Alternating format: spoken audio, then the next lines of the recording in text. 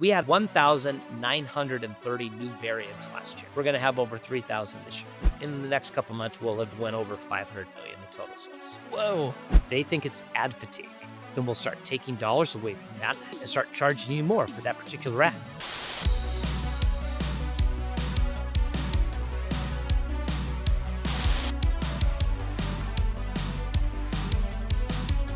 Today on the Unofficial Shopify podcast, I have the honor of speaking with someone who owns a top 50 store, a store that has been on Shopify since 2017. And also, the founder has the honor of owning the largest leather goods factory in North America as part of this. We're talking to Curtis Matsko of Portland Leather Goods, portlandleathergoods.com.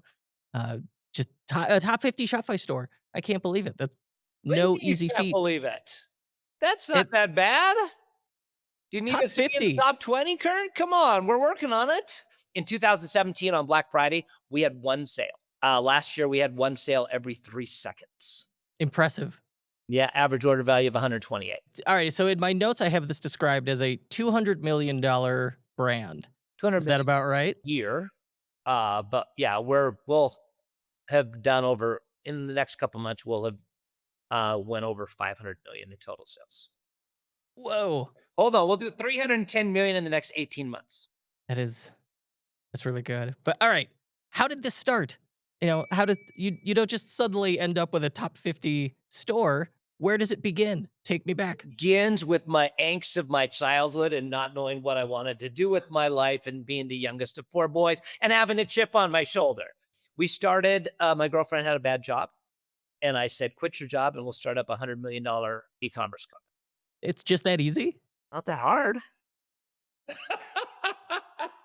We started at art festivals and broke every record ever at art festivals. We're doing $40,000 a weekend at art festivals.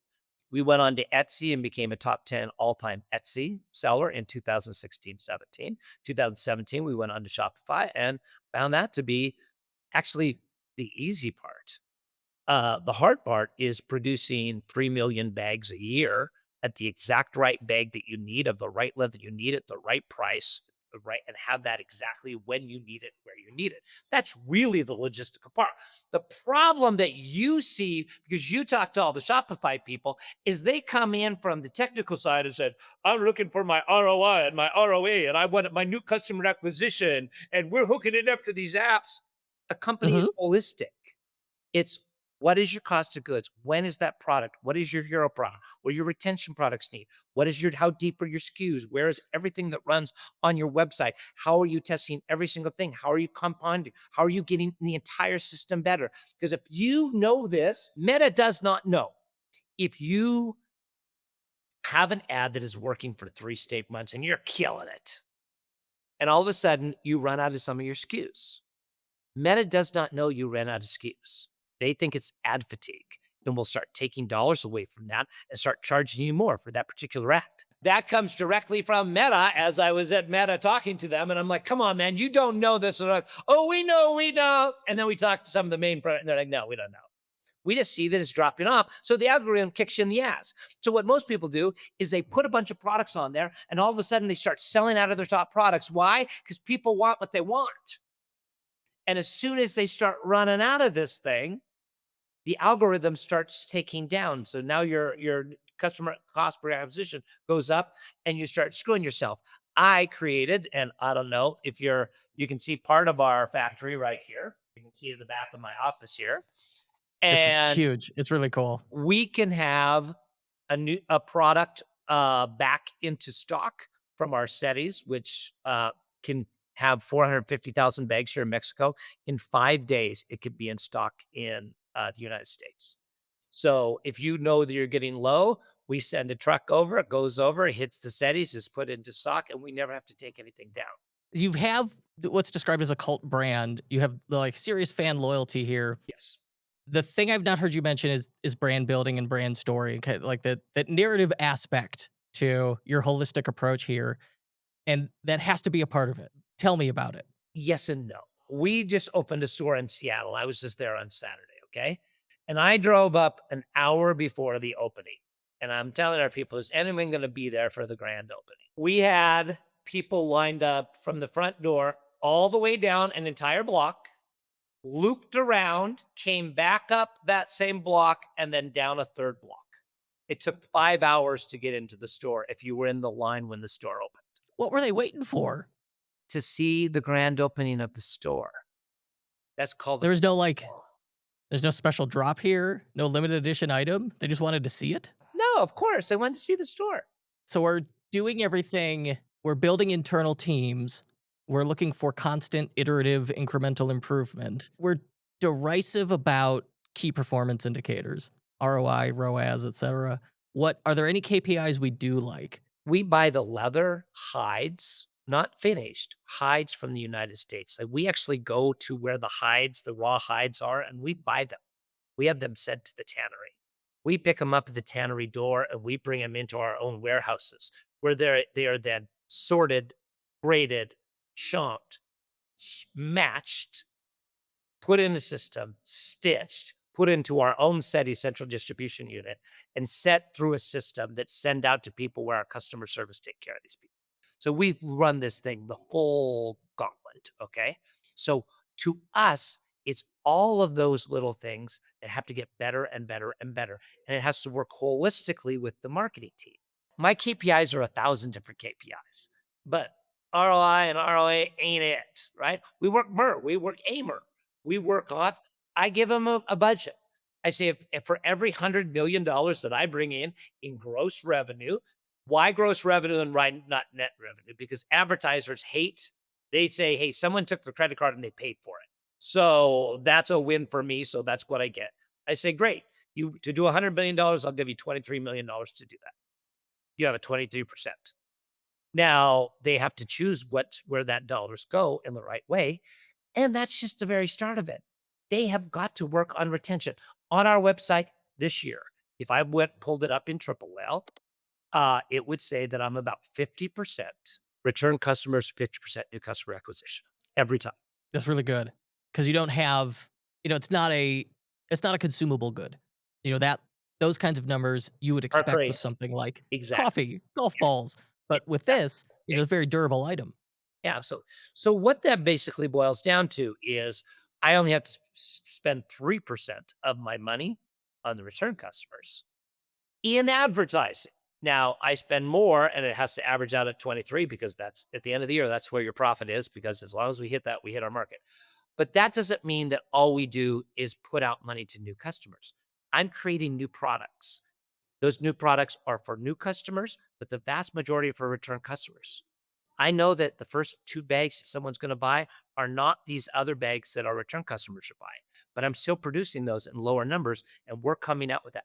We had 1,930 new variants last year. We're going to have over 3,000 this year that we design, sample, create, photograph, put online, make the SKUs, send it to the shipping, ship it out, do returns, do customer service, and have our people own that.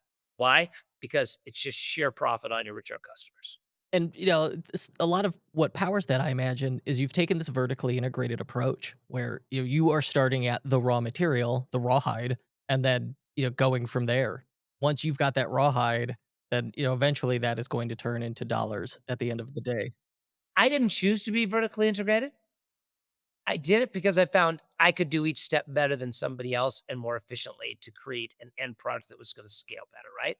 So I don't want to buy the raw hides. I don't want to. I want the tannery to buy them. But I can't trust the tannery to actually buy them because they could buy some good ones and some bad and mix them all together and then cover them up and deliver them saying, hey guys, these aren't as good as I thought they were. But they'll say, oh no, it's a bad batch. No, no, no. I bought you the truck. I brought it. I paid for the truck. Here it is. Use these hides. Now there's no way to go against that because we have controlled that system. So the team building is clearly important here. Feels like one of your skills. Tell me about it. Team building is everything. I had a dinner at my house here in Mexico. I had about 16 people there. And one of the people there said, do you know how lucky you are to have such amazing employees? And I said, lucky? It took me years to find these people. You have to spend more time in where you're going than where you are. You have to like them. You have to be able to want to communicate them. They have to be able to talk with everybody else. They have to be a person who will expand to fill the role that is coming to them and not just where they are. Yeah, I think you better be spending some time. I personally have been in over 3,000 interviews in my company in the 10-year history. So for you, word of mouth. It's that loyalty. It's that fan base that protects you from Meta The first and, thing that, well, Zuck's it control. also our returning customers and our products for the returning customers. If Meta's screwing up like they recently have, in the last 5 weeks, you get on with any big CMO around them, they'll say, yeah, they're messing it up again. They did it a year ago in February, March, April. They're all messed up again then. Can you reduce your ad spend and use other tactics where you're not just burning money with Meta, continuing your pipeline to some degree, and continue to make money and grow so that once you fix Meta again, you can start scaling in a smart way? Are you strong enough? If you're not strong enough, then you need to be working every day at getting strong enough to overcome the hard times. Because the real thing in business is, if you're in business in 10 years from now, you will be a much better company than you are right now if you continue to grow. If you get knocked out of business, it's just like Vegas, baby. It doesn't matter how much you won that night. When you're leaving town in 10 days later, do you have that money in the bank? So don't get knocked out. When you get knocked out, you're done. They've got all your money and there's no other play in this thing. Don't get knocked out of business. That's really one of the big things for people to know on their Shopify store. It's good advice. Give me a business cliche you hate. I wear many hats. What do we hate about it? Oh, wow, you're a really diverse person by saying the most cliche thing that's ever happened in the history of the world. You just told me right there that you are not a diverse person, that you're a person who does a number of things, but none of them well, or you wouldn't use that stupid cliche. So why would I believe because you do a lot of things, you're any good at any of them? What if we rephrased it as jack of all trades? If we call it jack of all trades, more, less offensive, or the same? I don't hear jack of all trades. That's an older thing. That's like a guy in the 70s who could fix your truck and also do your taxes. I Now like jack of all trades, master of yeah, none, I but like it better. People I guess I'm now, aging myself. is the hats. It's just like, I do everything in my company. I'm like, congratulations. Know how to do it, but you don't need to do it. Any books you like? A favorite book? Yes. The book that I read that created everything that we've done and made me successful, and everyone should read it when they're in 5th grade, is The Lord of the Rings. The Lord of the Rings. I love it. How did it make you successful? Other than we It have taught to me how to battle read. evil. It taught me that I see myself as the hero. Bag End in my mind looks like my grandmother's house on the inside. You get pulled on a journey, and no matter what happens to you, you continue to win. You go all the way and you face your biggest fear and you face the dragon. You win, you're the hero, and you come back and you're changed, but you're the same. And then you pass the knowledge down to the next generation so that they can do the same thing. Final question. I want to hear you plug Portland Leather Goods. Like, what's the elevator pitch look like for it today? If I'm in the market for a leather bag, where am I going? Well, we're really the only leather bag out there. Everybody always says, who's your competition? And I say, for what? I mean, yes, you have luxury bags, and let's go even non-luxury bags. Let's go Kate Spade. Let's go Coach. Let's go everything, okay? I've had at least 10 people in the industry saying, you're the fastest growing bag company since Coach in the 90s, which is basically true. But we use real leather, Kurt. Now, I'm not saying that they don't. I'm just saying every square foot looks identical, is scratch resistant, is rain resistant, and is covered with frickin' plastic. So there is leather underneath that, but it doesn't feel, look, or smell like leather. How do I know that? Because I had a tannery say, you're buying too nice of leather. Why don't you buy what Coach or there's like we make for Tory Burch? You can get the leather half the price for them because it's just covered. Just like the worst hides in the world covered up. PortlandLeatherGoods.com. That's the site. That's where we're all getting our new bags and wallets, Portland etc. Leather or Portland Leather Goods. They all come in there. And if they ever want to know more about me, on LinkedIn, Curtis Matsko. I do videos every day with this one right here. We're doing a bunch of speaking in September around the country, a couple in New York and all over. And they have specifically asked her to be on stage with me because they find her more charming than me. Fabulous. No, thank you for doing this. I appreciate it. The story's fantastic, and you're dynamic and engaging. I enjoyed it. We'll have to have the two of you back in the future. All right, buddy. Thank you. Kurt, I appreciate it. Bye.